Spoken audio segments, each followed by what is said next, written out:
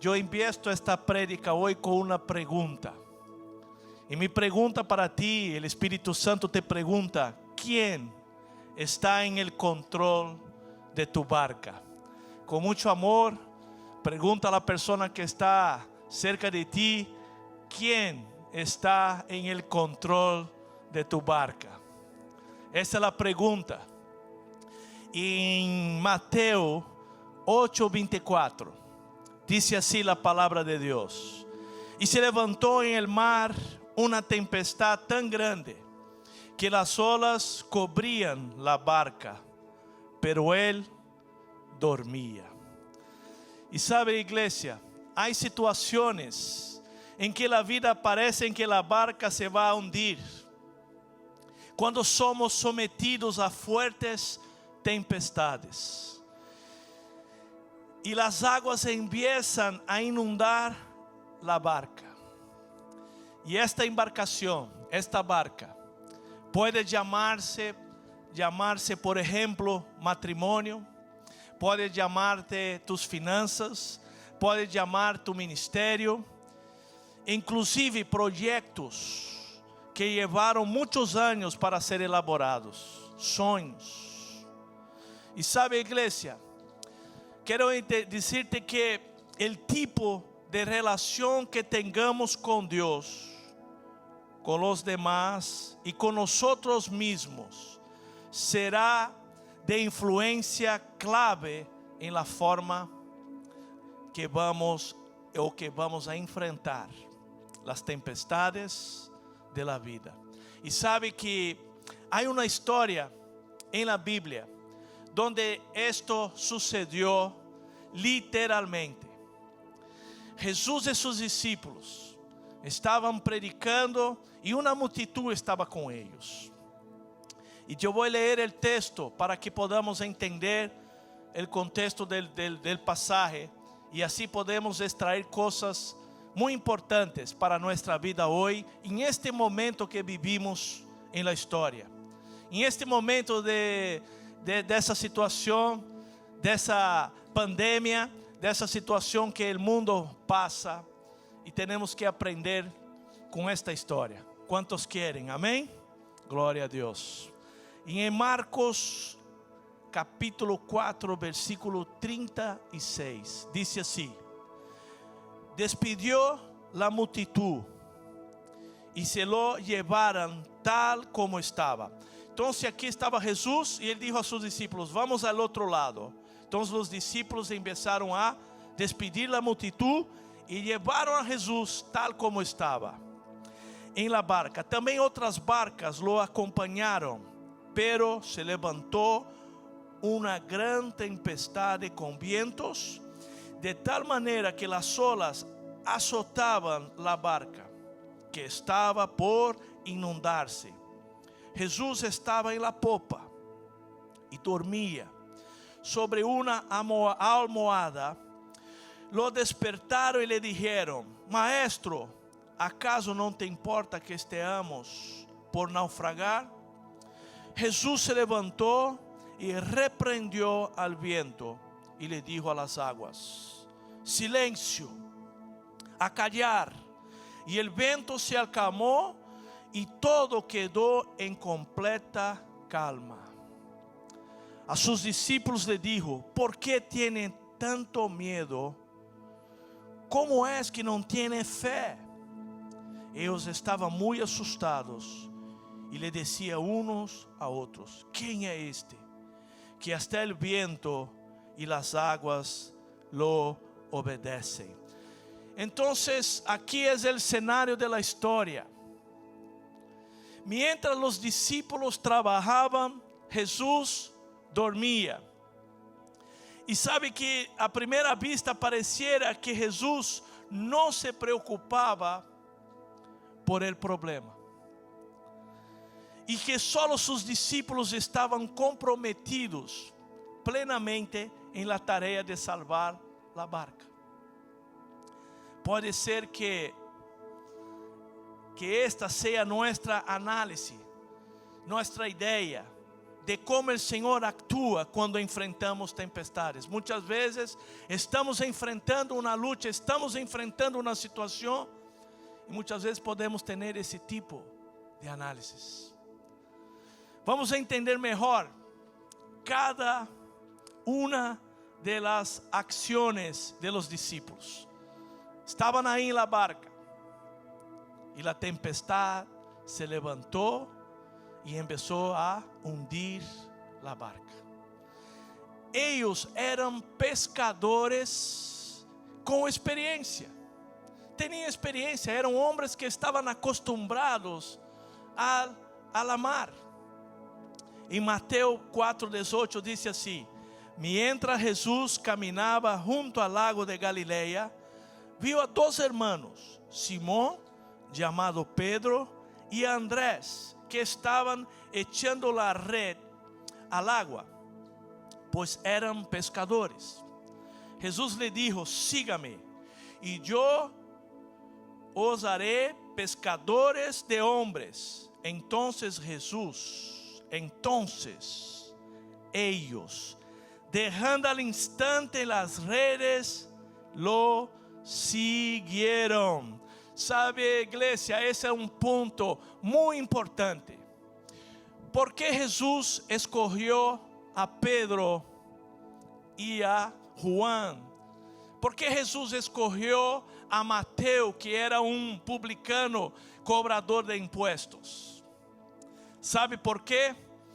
Porque esta gente, al momento que Jesús los llama, al instante, dejando el barco, dejando la red, dejando todo, lo seguían.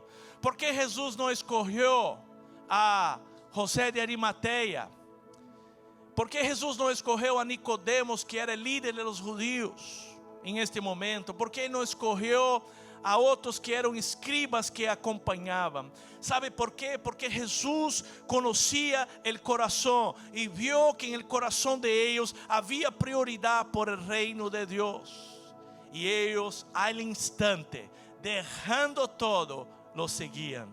Y sabe, usted sabía que hay personas que están há 3 años en la iglesia, 4 años en la iglesia, y todavía no dejan algo que Dios les pidió.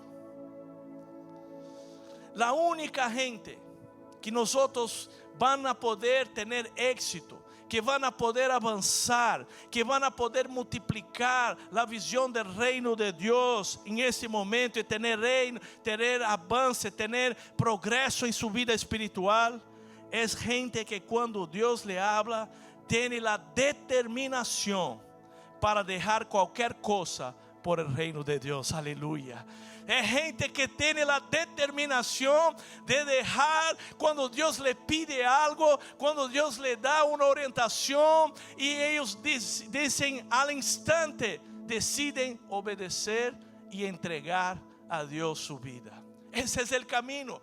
Porque si tú ves una persona que sigue la iglesia teniendo fracaso, não consigue avançar, não consigue multiplicar, é porque todavía não ha dejado algo que Deus le ha pedido a ellos. ¿Sabe por qué?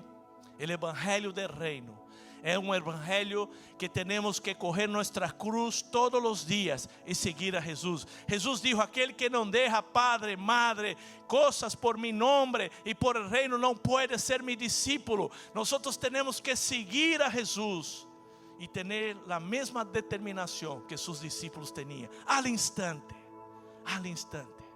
quando recebimos. ¿Sabe por quê? Jesús certa vez estava predicando o evangelho do reino e começou a confrontar a gente, a dizer: mira, ustedes tienen que arrepentirse, ustedes tienen que dejar, porque mi reino não é deste mundo, mi reino é um reino eterno, hay que dejar, hay que morir para poder seguir-me. ¿Sabe o que passou? A gente dijo: dura esta mensagem, e começaram a salir, empezar a irse, empezaron a dejar. Y él mira a sus discípulos y dijo: ¿y ustedes también quieren aprovechar el momento e irse? Y Pedro dijo: Señor, ¿para dónde iremos? Si sos tú tiene palabra de vida eterna. Aleluya. Entonces esta determinación, iglesia, es el momento que tenemos que dejar, que tenemos que abrir mano, que tenemos que dejar hábitos, cosas que Dios nos ha pedido para poder recibir la unción y el poder del reino de Dios en nuestras vidas. Aleluya. Entonces ellos eran pescadores y tenían experiencias. Y es más común de lo que pensamos y hasta natural que nuestra primera reacción sea intentar arreglar el problema baseado en nuestra experiencia, en nuestros conceptos, en nuestra manera de pensar. Y cuando se presenta un problema, cuando viene una tormenta en nuestras vidas, la primera reacción es tratar de arreglar el problema de nuestra manera. Ellos estaban haciendo lo mismo. Y actuamos de esta manera en muchos casos. Por ejemplo, en la área de la salud, às vezes quando buscamos um especialista, em alguns casos já é demasiado tarde, porque tratamos de arreglar, não é nada, e tratamos de resolver de nossa maneira. ¿Sabe o que passou? Os discípulos tinham o controle. Mira lo que diz em Marcos 4:35. Aquel día, cuando llegó la noche, les dijo: pasemos al otro lado. Y una vez despedida la multitud, se lo llevaron tal como estaba en la barca. También había otras barcas. Esta palabra, tal como estaba. Los discípulos, atendiendo a un pedido de Jesús, despidieron a la multitud, llevaron a Jesús para la barca, tal como estaba. ¿Qué significa? Significa recoger, tomar con uno mismo. Significa que una persona que está aquí haciendo algo, yo digo, van conmigo, y cojo a la persona por el brazo, y la persona no tiene ni tiempo de arreglarse. No necesito, no, ven conmigo. Ellos hicieron así con Jesús. Y dijeron a la multitud: por favor, circulando, vamos, abran camino. Y llevaron a Jesús tal como Él estaba. Às vezes ocorre esto con nosotros, cuando oímos una orientación de Dios y automáticamente tomamos el control de la situación. Oímos una orientación y decimos: Señor, deja que ahora, deja conmigo. Y empezamos a seguir a Jesús de lejos. Jesús está ahí, recibo a Jesús, quiero la salvación, quiero los milagros, quiero la bendición de Dios. Y decimos a Jesús: Jesús, yo quiero todo eso, mas deja el control conmigo, deja que yo, de lo demás, yo lo cuido. Y tenemos esta actitud y empezamos a seguir como la multitud seguía a Jesús. Seguían a Jesús de lejos. Seguían a Jesús de lejos para ver los milagros, para recibir la bendición. Y hoy Dios me ha traído aquí para decirte que Jesús no quiere que tú lo sigas de lejos. Dios quiere entrar en tu vida. Dios quiere tener una relación personal, íntima contigo. Él quiere andar contigo, en ti, a tu lado. ¿Cuántos quieren una relación personal con Jesús? Gloria a Jesús, aleluya. Y sabe que, mira lo que dice en Juan 15, versículo 5. Yo soy la vid y ustedes son los pámpanos. El que permanece en mí y yo en él, este lleva mucho fruto, porque separados de mí, ustedes nada pueden hacer. Y esto es lo que el reino de Dios. Separados de Jesús no podemos hacer nada. Separados de ellos nosotros estamos perdidos. Separados de ellos nuestro barco va a hundir. Separados de Jesús nosotros estamos a la deriva en el mar. Dios quiere que tú entregues el control. ¿Y sabe qué pasó con los discípulos? Usaron todo el arsenal que conocían. Eran pescadores experientes. Entonces ellos usaron todo lo que conocían. Mira Marcos 4:37. Pero se levantó una gran tempestad con vientos, y de tal manera las olas azotaban la barca que estaba por inundarse. Sabe, aunque este versículo sea muy claro, revela sin embargo que hubo tres etapas en esta historia. La primera, se levantó una gran tempestad. La segunda, las olas azotaban la barca. Y tercero, la barca estaba por inundarse y hundir. Ellos tenían que vaciar la barca, tirar las cargas y tratar de retirar al agua si fuera necesario. Podían usar toda su experiencia marítima, pero no iba a solucionar el problema. Experiencia en situaciones que se presentan no puede solucionar problemas que nosotros no sabemos. El problema es que la fuente generadora de vientos, olas, inundaciones no se detenía. La fuente era la tempestad. Este era el problema. Esta era la fuente. Entonces la primera cosa que tenemos que hacer, como los discípulos hicieron, llamaron a Jesús. Tenemos que clamar y llamar a Jesús. Jesús, Hijo de David, tiene misericordia de mí. Como la mamá de Jesús cuando acabó el vino. Jesús, el vino se acabó. Tenemos que llamar a Jesús. ¿Y sabe o que ellos hicieron? Llamaron a Jesús. Entonces en Marcos 4:38 dice así: Jesús estaba en la popa y dormía sobre una almohada. Lo despertaron y le dijeron: Maestro, ¿acaso no te importa que estamos por naufragar? Aleluya. ¿Sabe qué pasó? Jesús despierta. Jesús despierta. Jesús levanta. Y en el Salmo 121:3 dice así la palabra.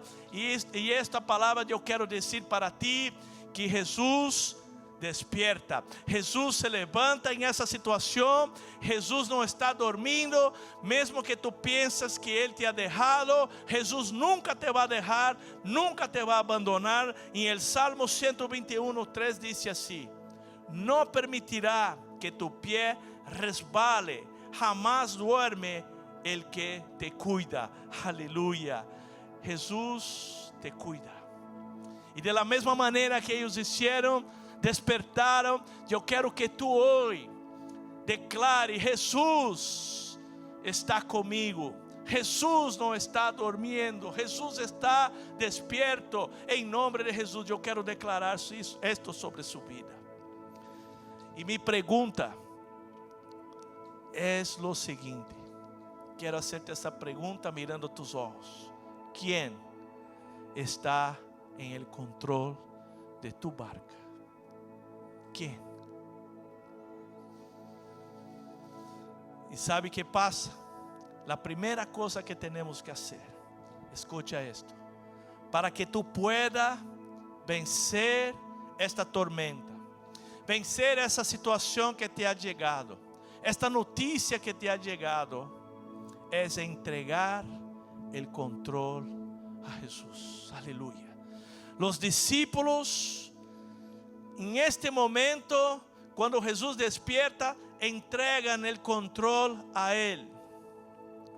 A pesar de la forma humana o imperfecta de hablar: Maestro, ¿acaso no te importa que estamos por naufragar? Lo que ellos querían decir era: Maestro, con nuestro conocimiento y nuestras fuerzas no conseguiremos salvar este barco. Por favor, tome el control. Yo quiero que tú haga esta declaración conmigo. Dile así: Señor Jesús, yo no voy a conseguir salvar mi barca. Por favor, tome el control. Yo lo entrego a ti. Aleluya, gloria a Dios. Es así. Escribe ahí en el grupo, escribe ahí en el chat, escribe ahí que tú estás entregando el control a Él. Declara isso com tus palavras, com tu coração, não apenas de palavras, mas de coração, al instante. Que Jesus te está pedindo? Jesus te ha pedido que dejes por Ele? E que tu estás agarrado, abraçado, tratando de aguentar essa situação solo. Não necessitas. Necesitas entregar o controle a Ele. Amém? E alguns de nós sentem que ha perdido o controle de sua vida, que ha hecho todo lo que está em seu alcance e não vê solução de seus problemas. Não podemos dizer que confiamos em Deus e viver a vida tratando de ajudar a arreglar nossas situações. ¿Sabe por quê? Abraão tinha uma promessa. Abraão tinha uma promessa que Deus le iba a dar hijo, que Ele ia dar uma generação, que Ele ia bendecir. E sabe que Abraão tratou? Abraão tratou de arreglar o problema de sua maneira. E sabe que isso? Tuvo um hijo com a escrava, com sua sierva. E criou um grande problema que até hoje nós vivimos esse conflito de los muçulmanos com os judíos. Ismael, o hijo que Abraão tuvo com esta sierva, foi de onde saliu os muçulmanos. Então, por isso que este conflito existe até hoje, porque Abraão tratou de fazer algo de sua maneira, de assumir o controle, quando Deus já havia prometido que ia dar um hijo a ele. Deus não necessita ajuda. Quero dizer-te de novo, Deus não necessita ajuda. Sempre tenha cuidado.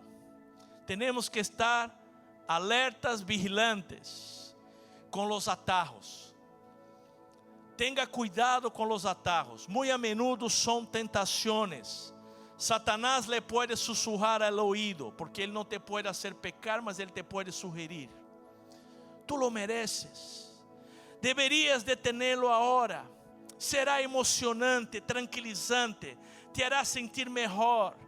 E muitas vezes, nós, tratando de conseguir um atajo e ajudar a Deus, solamente conseguimos retrasar o cumprimento do propósito de Deus em nossas vidas. E muitas vezes, a situação se pone pior. Em vez de arreglar a situação, la ponemos pior. E a situação que já era uma situação difícil se pone feia, se pone com muito mais problema e com muitas vezes consequências por muito tempo. Foi o que passou com Abraão. Em el Salmo 33, 18 diz assim: El ojo de Jehová está sobre los que le temen, sobre los que esperan em sua misericórdia. Temos que aprender a esperar, a confiar e a ter um coração sensível para não tratar de fazer e arreglar com nossos conceitos, com nosso intelecto, a tratar de conseguir arreglar o problema ou dar uma ajudita a Deus. Ou seja, que esperar em Jeová é confiar e crer, ou ter a certeza de que Deus vai obrar a nosso favor. Eu quero dizer-te isto. Escucha isto. Deus vai obrar a tu favor. Deus já está obrando a tu favor. Deus já está e conhece tu situação, conhece tu família, sabe da crise que tu enfrenta em tu matrimônio, sabe da crise que tu enfrenta em tus finanças, sabe da crise que tu enfrenta em tu saúde, mas eu quero dizer-te que Deus está cuidando de ti. Aleluia. Ele não ha perdido o controle. A segunda coisa que temos que entender em esta história: Jesus não utiliza nenhum procedimento marítimo conhecido. Jesus levanta, Jesus declara, e mira o que ele diz. Ele utiliza armas espirituais para atacar a fuente generadora de problemas. Ele va en la causa. Ele va en la raíz del problema. Mira lo que dice en 2 Corintios 10:4. Las armas con las que luchamos no son las de este mundo, sino las poderosas armas de Dios, capazes de destruir fortaleza. Aleluya. Estas son las armas que tenemos que usar en ese tiempo, armas poderosas para destruir fortalezas que se levantan contra la iglesia, contra tu vida, en nombre de Jesús. Jesús utiliza arma espiritual. Él va en la causa del problema. Y mira lo que pasó. Jesús se levantó y reprendió al viento y le dijo a las aguas: silencio, a callar. Y el viento se calmó y todo quedó en completa calma. Gloria a Dios. La raíz del problema. Y sabe, iglesia, siempre que hay un conflicto, hay una fuente generadora, una causa, una raíz. Si usted está intentando poner su vida en orden y ella entra en desorden, es porque un principio bíblico foi roto. Se tu estás tratando de arreglar sus finanzas y el problema crece, es porque hay una causa, hay una raíz. Hay un problema que tiene que llegar ahí para sacar esta yuca que está aí adentro e que muitas vezes tratamos de não lidiar com isso, tratamos de deixar isso ao lado e queremos solucionar o problema, queremos solucionar o efeito, queremos sacar as consequências, mas não queremos lidiar com a causa. ¿Por quê? É muito comum que nos preocupemos apenas com o efeito e nos olvidamos de la causa. E quando nos olvidamos de la causa, há problemas que são cíclicos. Tenho problema em meu matrimônio. Então digo a minha esposa: vamos sair um fim de semana à la playa. Vamos à la playa, estaremos aí 2 dias. Quando regressamos, quizás passamos 2 dias hermosos e aí não hablamos e não hacemos nada, nomás relax. Sabe qual é o problema? Quando regressemos à casa, o problema vai estar aí. Se não tratamos a causa, se não entramos em esta raiz, se não buscamos esta yuca que está aí adentro e não sacamos isto, o problema vai tornar cíclico. Ano, sai ano, entra ano e o problema sigue. Passa um tempo bem, parece que o problema se foi e quando tu menos se dá conta, aí vuelve o mesmo problema. Deus não quer que nós tenhamos problemas cíclicos. Deus quer que aprendamos a usar armas espirituais, a tratar estas coisas que são cíclicas. Temos que romper com toda atadura, toda coisa que seja contrária e dizer: Senhor, eu quero romper com estas causas, com esta situação em minha vida. E sabe, é muito comum preocupar-nos apenas com o efeito. Quizás tu estás sofrendo um efeito agora, de situações de mala decisão, de situação que tu não queres tratar. Em la igreja há pessoas que te podem ajudar. Há consejeria para matrimônio, há consejeria para finanças, há consejeria para hijos. Nós temos ferramentas para ajudar-te a tratar essas raízes. Temos a sanidade, que aqui temos os irmãos que trabalham com o Ministério de Sanidade para ajudar-te a buscar essas raízes, buscar estas yucas que estão aí adentro. Em Provérbios 26:2 diz assim: como gorrión que vaga o golondrina en vuelo, así la maldición nunca viene sin causa. Problemas não vienen sin causa. Há sempre 3 fuentes de problemas que temos que enfrentar. E por isso que temos que estar atentos, porque armas espirituales são as armas que hoje temos que usar contra os principados, potestades, dominadores deste mundo tenebroso, deste mundo que está caído em las regiones celestiales, porque nuestra lucha no es contra carne ni sangre, mas tenemos que romper con toda atadura en nombre de Jesús. Dios quiere vencerte. Dios te da espada, Dios te da una armadura para vencer. ¿Y sabe qué pasa? Jesús exhorta y enseña a sus discípulos. Y Jesús quiere enseñarte a nosotros hoy. Mira lo que Él dice a sus discípulos en Marcos 4:40. A sus discípulos le dijo: ¿por qué tienen tanto miedo? ¿Cómo es que no tienen fe? ¿Y sabe por qué? La fe es lo que mueve a Dios, y el temor mueve el diablo. Satanás sabe que nunca podrá hacer algo en contra de ti a menos que tú le des lugar a través del temor.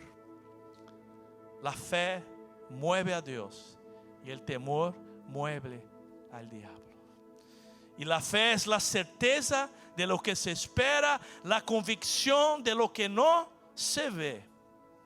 Y el temor es la incertidumbre de lo que se espera y no se desea, y la desconfianza de lo que no se ve. La fe es certeza y convicción, y el temor es incertidumbre y desconfianza.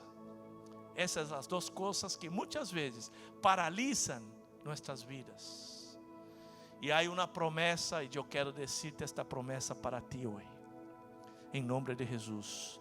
En Josué 1:9 dice así la palabra: ya te lo he ordenado, sé fuerte y valiente, no tengas miedo ni te desanimes, porque el Señor tu Dios te acompañará donde quiera que vayas. Sé fuerte, sé valiente, no tengas miedo.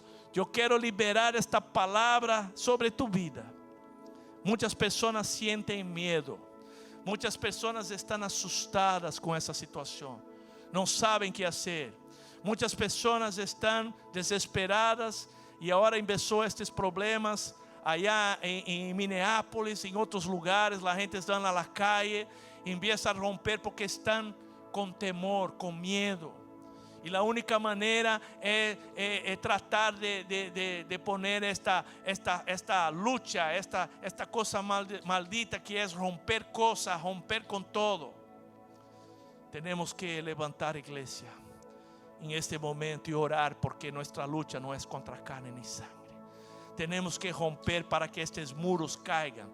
Y sabemos que Jesús nos dijo que en el mundo nosotros íbamos a tener luchas, y que venían tiempos difíciles, y estamos viviendo estos tiempos.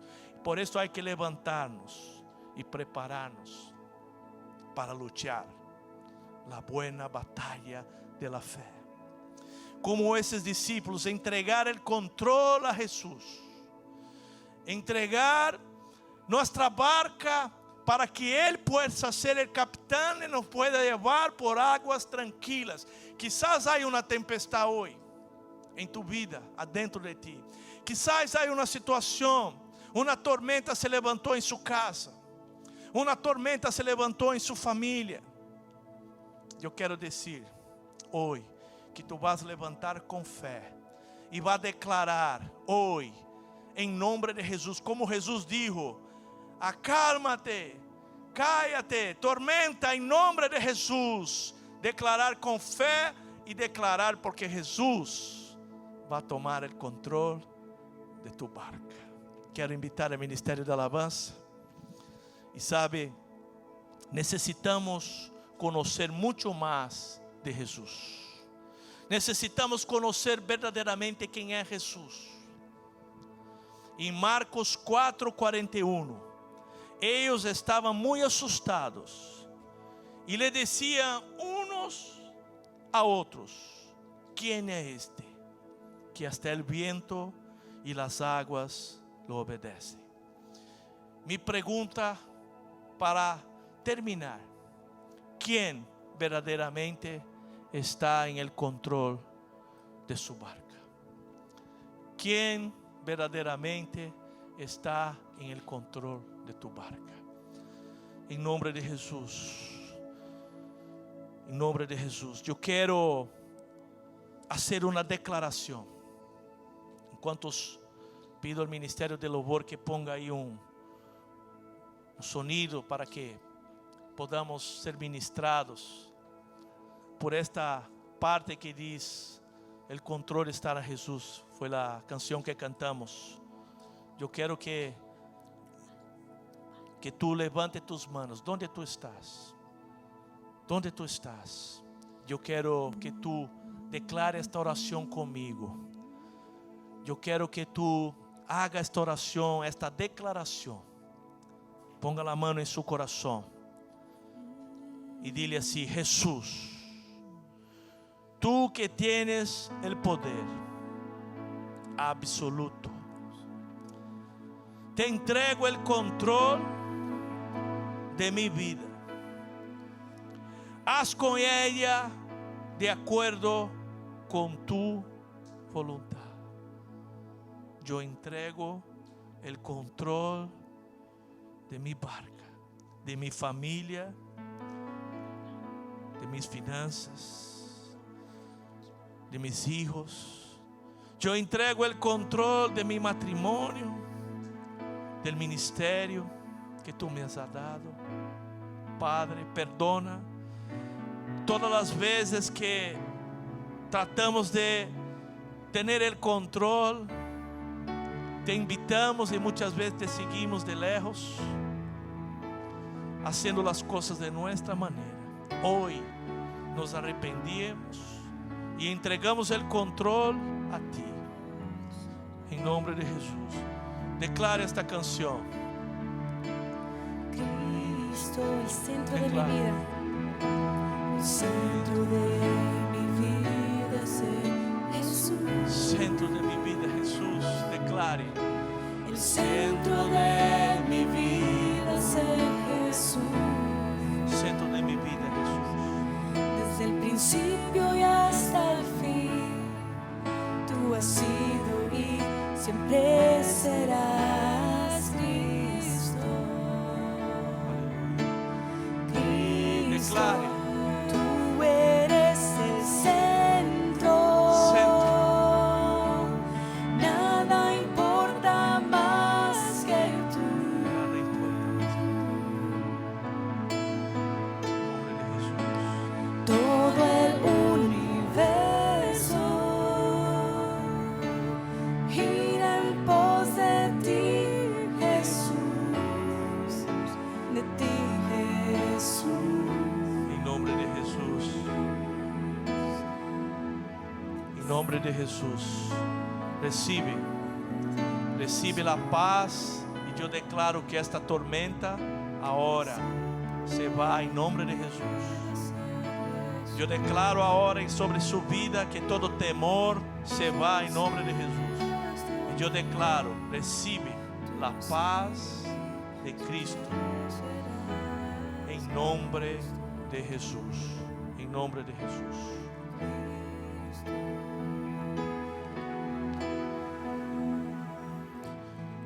La gloria, el poder sea nuestro Señor Jesucristo. Poderosa la palabra y verdaderamente Él es el único que puede salvar nuestra barca. La palabra me recordó que hace 12 años atrás, en el 2008, nosotros tuvimos una situación en este país, tuvimos una crisis, pero sin embargo yo pensé que tenía el control de mi barca y vino una tempestad y el enemigo trató de destruir mi matrimonio, mi situación. Y así como yo estaba pasando por algo, pensé que todavía yo podía hacerlo en mis propias fuerzas, hasta que casi lo perdí todo. Pero sin embargo, yo tomé la decisión de abrir las puertas de mi corazón para que Cristo tomara el control de mi casa, de mi matrimonio, de mi relación con mis hijos, de mis finanzas y de toda mi vida. Muchas veces queremos hacer las cosas en nuestras propias fuerzas y fallamos. No sé cuál es la situación de tu vida en tu casa. No sé lo que estás pasando ahora en este tiempo de pandemia. No sé el temor, no sé lo que sientes. ¿Y cuántos años llevas tratando de hacer las cosas en tus propias fuerzas? Pero nada cambia. Las cosas se están empeorando. Por eso es que el Señor está llamándote hoy para que tú abras la puerta de tu corazón y le entregues todo a Él. La palabra en Apocalipsis 3:20 dice: he aquí, yo estoy a la puerta y llamo. Si alguno escucha mi voz, yo entraré en él, cenaré con él y él conmigo. Cristo en esta noche quiere que tú entregues el control de tu barca, el control de tu vida. Quiere que tú te entregues completamente a Él para que estés una eternidad con Él en los cielos.